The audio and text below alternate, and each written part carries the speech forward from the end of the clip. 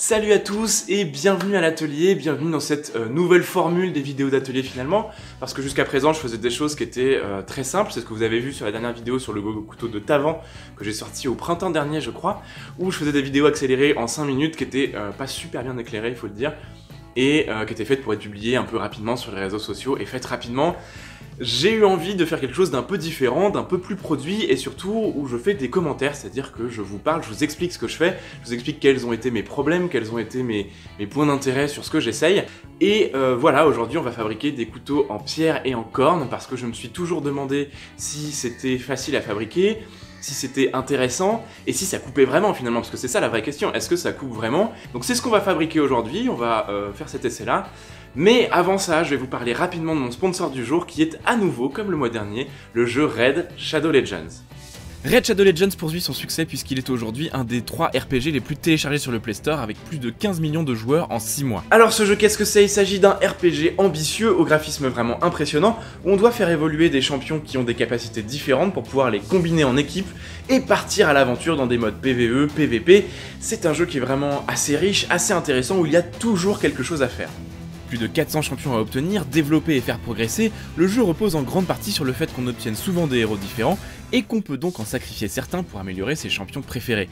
Et ça permet de progresser rapidement dans le jeu. Si je vous montre par exemple une invocation de 10 champions au hasard, vous allez clairement en avoir dedans qui vont être assez sympas, et d'autres, ils sont pas terribles et je sais que je vais les sacrifier super rapidement pour améliorer mes champions préférés. J'y suis toujours sous le pseudo Hydrarius, et si vous téléchargez le jeu maintenant grâce au lien en description, vous obtiendrez le bonus nouveau joueur de 100 000 argent, 2 clés de boss de clan, 10 éclats d'invocation de héros et un champion rare super sympa en cadeau, le bourreau. Vous pourrez retrouver tout ça sur votre écran d'accueil à cet endroit-là, et pour l'avoir testé, les producteurs du jeu ne sont pas avares en cadeau de ce genre, et ça commence ici seulement pour les 30 prochains jours. En tout cas, merci à Raid Shadow Legends de sponsoriser cette vidéo parce que c'est aussi ce qui fait vivre la chaîne, et si vous voulez me donner un coup de main, n'hésitez pas à cliquer dans le lien qui se trouve dans la description. Sur ce, on passe à la pratique. Allez, c'est parti. En termes de matériaux, vous allez voir qu'on va faire très simple. J'ai ici des os de sanglier que j'ai récupérés il y a très longtemps dans la forêt et on va s'en servir de base pour nos couteaux. J'ai également une lame de silex. Alors je sais pas encore les faire moi-même, du coup j'en ai une depuis un moment qu'on m'avait donné, donc je vais m'en servir pour ce couteau. Et enfin pour celui en corne, j'ai ici 2 plaques de corne. Alors celle-ci est brute et celle-là est polie. Et comme je suis un mec qui aime bien me compliquer un petit peu la vie, je vais prendre la brute et vous allez voir qu'on va arriver à ce résultat-là et en essayant de faire une lame qui coupe à peu près. Et ben on va commencer par le commencement.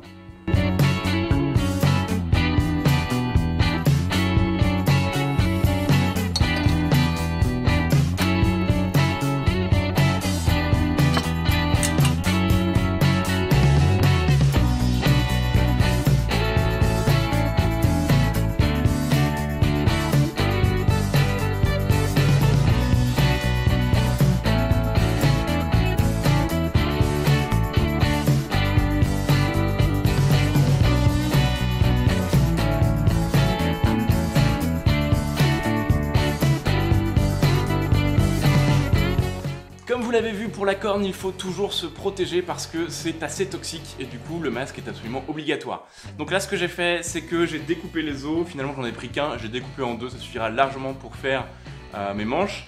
Et puis évidemment la lame de corne de base que j'ai découpée, maintenant on va pouvoir la traiter et les intégrer dans les couteaux, dans les manches en tout cas, c'est ce qu'on va faire maintenant. Donc en fait sur ce genre de couteau, l'idée c'est quoi? C'est d'arriver à faire une ouverture dans le manche sur le dessus, de manière à pouvoir y intégrer la lame juste ici, et la fixer ensuite. C'est pas très compliqué à faire, du coup c'est parti.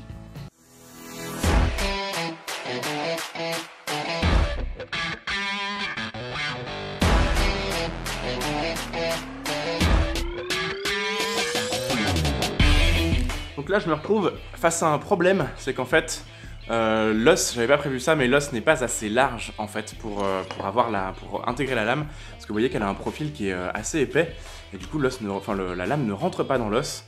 Donc j'ai essayé de faire une petite gouttière, j'ai essayé un petit peu à la lime, mais ça fonctionne pas très bien, donc du coup ça rentre pas, et je sens bien que l'os est prêt à craquer si jamais je force un peu trop.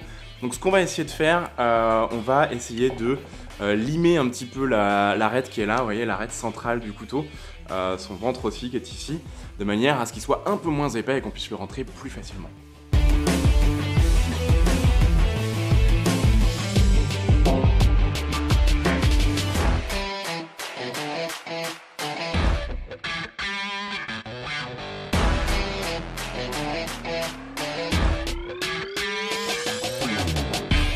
Bon, je vous cache pas que ça a été un petit peu une galère parce que tout simplement le couteau ne rentrait pas et donc ouais, il y a plein de poussière.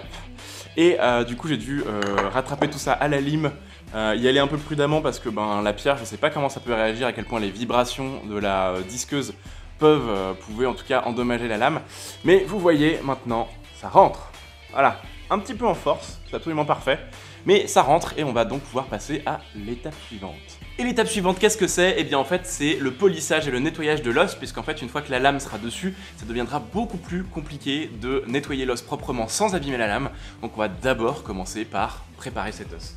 Et vous voyez, si j'essayais de le remettre, ça nous donne déjà une bonne base de couteau qui va être plutôt sympa je pense. Voilà, bref, allez, go!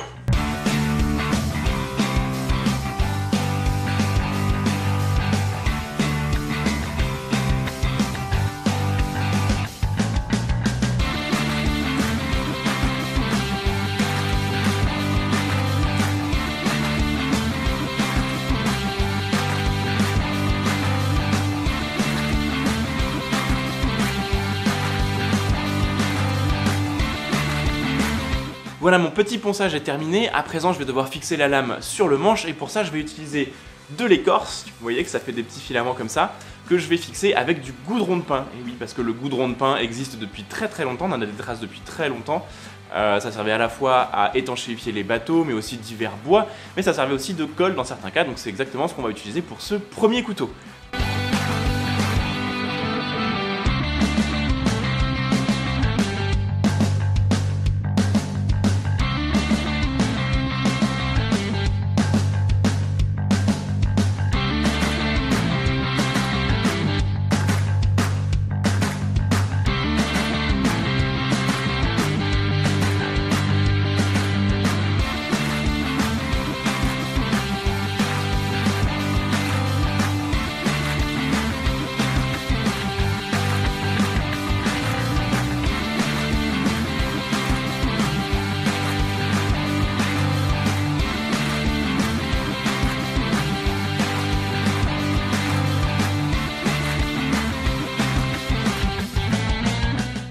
Pendant que notre couteau sèche, on va pouvoir attaquer le deuxième, celui qui est en corne.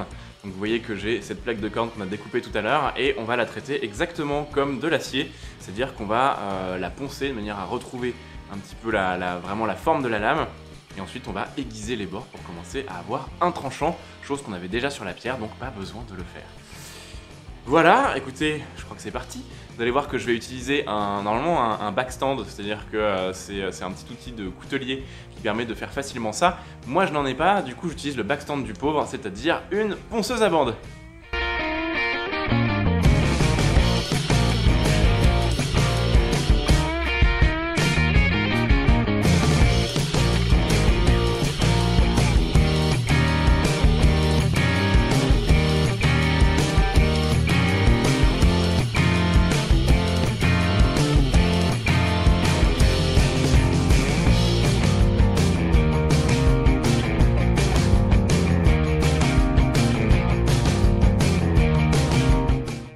J'ai laissé passer la nuit sur mon couteau fixé au goudron, alors comme vous le voyez c'est très sale, voilà, c'est le problème du goudron, je le savais et pourtant j'ai encore voulu tenter le coup parce que j'aime beaucoup le goudron et l'odeur du goudron, mais c'est vrai que c'est très sale, alors c'est marrant parce que ça tient, ça fait une sorte de pâte en fait, qui tient plutôt pas mal, mais parce que comme vous voyez le couteau tient vraiment. Mais il va falloir vraiment que j'arrange ça. Voilà, comme je disais, c'était bien la peine de nettoyer l'os hier pour avoir ce résultat-là. Mais bon, c'est la faute du goudron. Du coup, sur le deuxième couteau, pour éviter d'avoir exactement le même problème et que j'ai pas envie d'ouvrir du goudron aujourd'hui en fait, on va utiliser une autre méthode, à savoir de la colle tout simplement. Et pour ça, on va utiliser de la colle de peau de lapin. Voilà, c'est une colle historique qui fonctionne très bien. Alors, il faut la laisser tremper un peu dans l'eau quand elle est sèche, ce qui est le cas là. Et après, la réchauffer. Et ça fait une colle excellente qui tient très bien. Et donc c'est ce qu'on va aujourd'hui essayer sur le second couteau et tâcher de finir ça ensemble. Voilà, allez go, on fout de partout.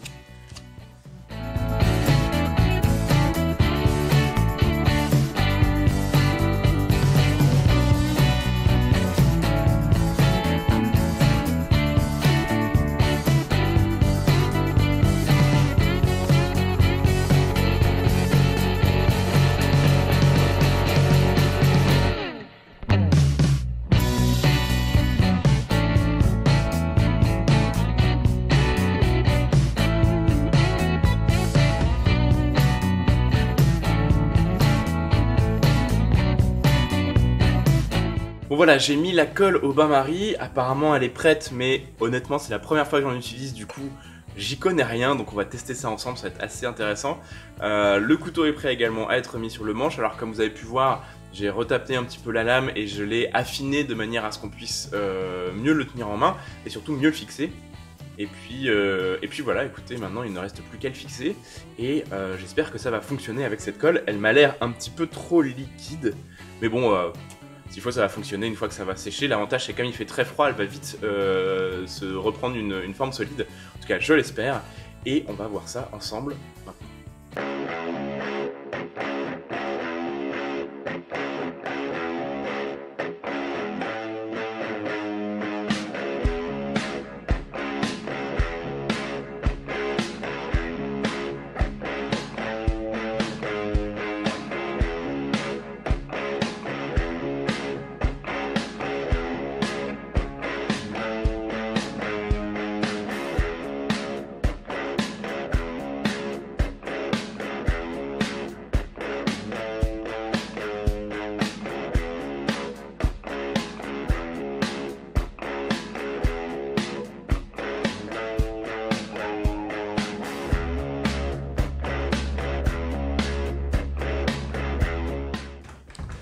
Et ben voilà, j'ai mes deux couteaux qui sont recollés. Alors il y a d'abord celui-ci que je viens de faire, et c'est surprenant cette colle que je teste là, elle est en train de sécher.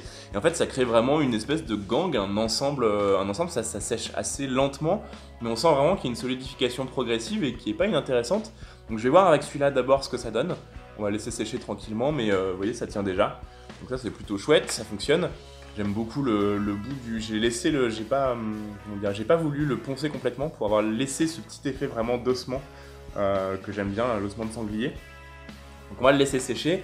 Et comme vous l'avez vu, j'ai rattrapé mon couteau en silex avec le goudron qui tenait bien mais qui était quand même très moche, avec de la corde de lin et toujours cette fameuse colle. On va voir ce que ça donne en séchant. Ça va prendre un petit peu de temps à mon avis, mais c'est vraiment intéressant. Je trouve que c'est vraiment intéressant comme colle, et je pense que je m'en resservirai, je ferai des tests avec, parce que ça a vraiment l'air de créer des ensembles qui moi me plaisent bien. En tout cas ça fonctionne bien.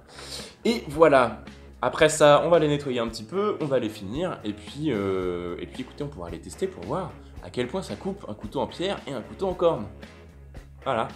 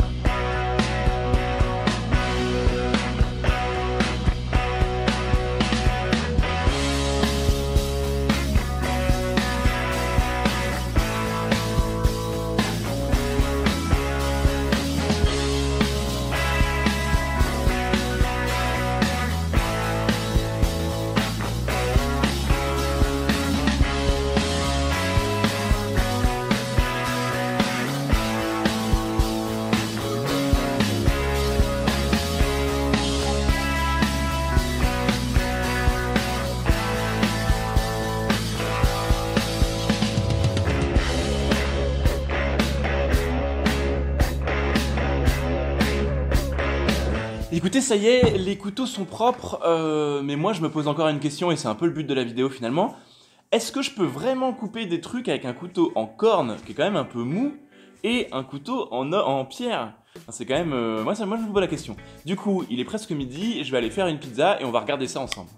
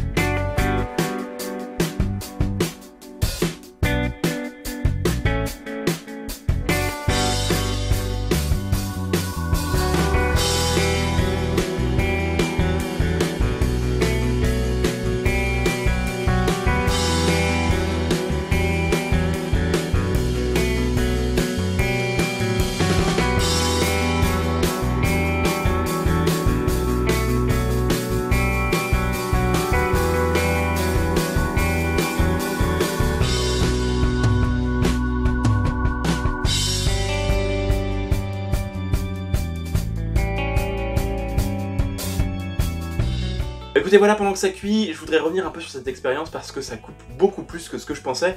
Alors les couteaux en silex, je savais que je prenais pas de risque parce que je l'avais déjà testé. Par contre, le couteau en corne, c'est juste impressionnant. C'est pour couper des petites choses, des légumes, des trucs comme ça, c'est parfait. Comme il est très très fin, ça fonctionne très très bien. Donc voilà, même sur la tomate, et pourtant vous savez tous qu'un couteau mal affûté sur une tomate, c'est l'enfer, la tomate s'explose. Là, elle n'était pas particulièrement dure ni particulièrement mûre, mais il l'a coupé vraiment assez facilement, donc c'est assez chouette. En plus, j'adore ce couteau parce que en fait, il est tellement fin qu'il est assez transparent. Attendez, je vais vous montrer. Et en fait, le fait qu'il soit transparent comme ça lui donne vraiment un...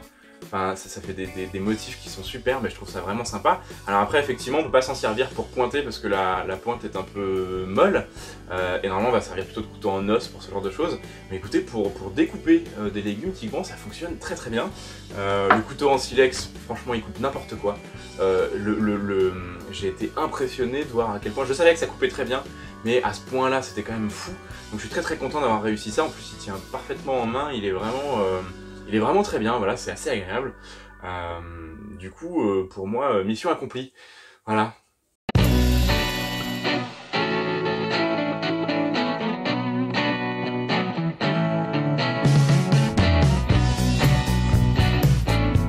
Et bien voilà, écoutez, je suis très content d'avoir pu tester ça avec vous aujourd'hui, que ce soit les couteaux ou la nouvelle mouture de l'atelier, parce que ça fait très longtemps que j'en avais envie. N'hésitez pas à me dire en commentaire si jamais ça vous plaît, si vous voulez en voir d'autres et en plus développer, parce que j'ai plein d'idées là-dessus. En tout cas, pour ces couteaux, celui en corne va partir dans le cabinet de curiosité du Dr Kerner, Jennifer Kerner, que vous connaissez peut-être déjà, et celui-ci va rejoindre la réserve avec tout le reste de ses petits camarades. Voilà, merci à tous d'avoir suivi cette vidéo, merci aux sponsors, n'hésitez surtout pas à aller jouer au jeu si jamais il vous intéresse parce que ça permettra de soutenir la chaîne. Quant à nous, on se retrouve très rapidement et n'oubliez pas que l'histoire est vivante.